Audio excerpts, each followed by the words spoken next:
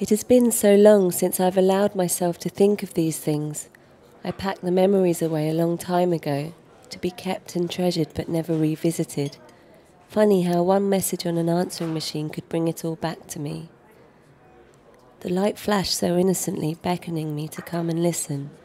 I pressed play and I heard her voice from so many years ago. "Hello," she said. "I would like to see you again. It has been too long." I pressed repeat, not quite believing what I was hearing. I stood motionless for a long time, still wearing my coat, my handbag still slung over my shoulder.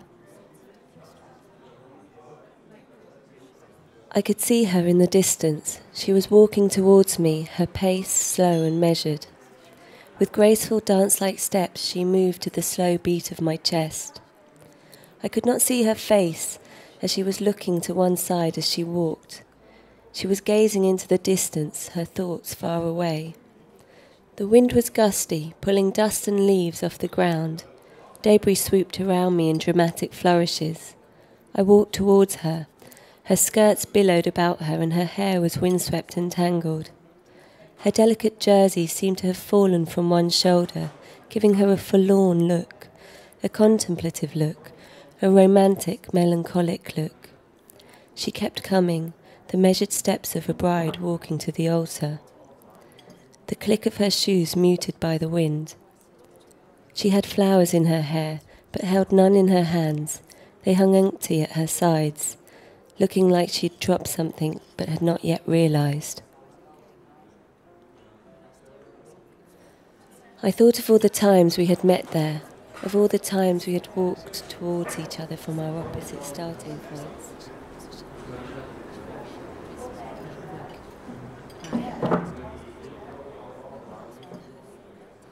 But I'm so tired. I hardly got any sleep last night. I can't seem to think straight anymore. I can't remember when I last slept well, or even when I last slept at all. I'm beginning to feel a bit crazed. I see shooting green in my peripheral vision. I hear sounds behind me, shadows creeping up on me. I feel shivers of panic at moments when I should feel calm. I feel pearls of sweat on my brow, even when the air conditioning is on. I try to go to bed at night. I lie down after a cup of tea that the label promises will be calming. I play soft music or whale noises. I take a warm bath, do some meditation and some deep breathing, and cover myself with soothing aromatherapy oils. I unplug the phone, repeat the mantra my guru has given me. I've tried all the tricks, but nothing seems to help. I turn off the light and sometimes even begin to doze before I sit bolt upright. I'm covered in sweat. It runs down between my breasts as I make my way to the bathroom. I'm shaking. I can't hold my hand still to pour a glass of water. And when I stare at myself in the mirror and see myself, all pale, with my hair glued to my head with sweat, I'm all too aware of the fear in my eyes, a terror that keeps me awake. And I feel my stomach jolt, and it all comes rushing up. I'm sick, and sick again. I try to sleep on the cool tiles of the bathroom floor, knowing that I will be sick again later on, that there is no point in going back to bed. And then I start to hear the eerie sounds of the emptiness of my beautifully furnished apartment, the clock in the kitchen ticking, the occasional sounds of the taps. I'd never give the game away until I'd reached my goal.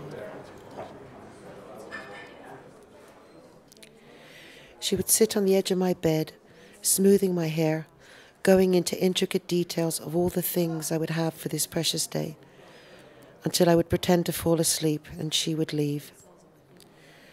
Sometimes I would tiptoe out of bed later on and watch her sitting alone, staring at the television that was always off. She had her own entertainment. On the walls were pictures of brides bought from photographic studios, and on the floor were piles and piles of bridal magazines. She would always have white flowers delivered to the house and would cry when she read about weddings. She would bake cakes and put figurines on top. Man and woman, bride and groom. She would play Céline Dion and the Bridal March, which she would hum along to when cleaning the house. She would come and stand behind me when I did my makeup in the mirror. She would smile and dream and give me tips. She would put flowers in my hair when I went to parties and would take photos of me in the pretty white dresses she'd forced me into. Over the years, this excitement became a grotesque obsession, and the smile became a contrived grimace. Her incessant humming on the stairs became the buzzing of a pestilent nuisance. I would lock my room and turn the music up to her furious hammering on the door. I would throw away all the articles she'd cut out and slip under my door. I would go out and only return days later, my beautiful white clothes stained and my hair a mess, the flowers in it wilting or crushed. Smelling of men, smelling of women, smelling of sex. I laughed at her suffering, at her shrieks when she collected my clothes and noted the dirty evidence.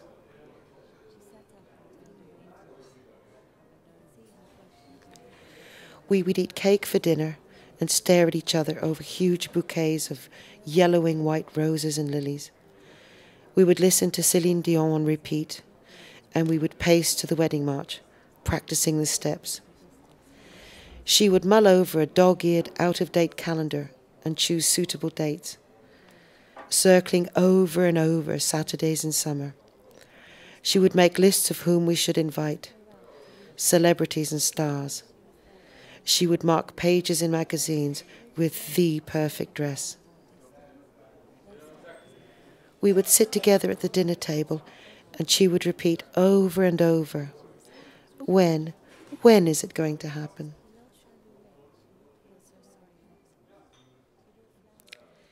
She started making a veil embroidered with silk and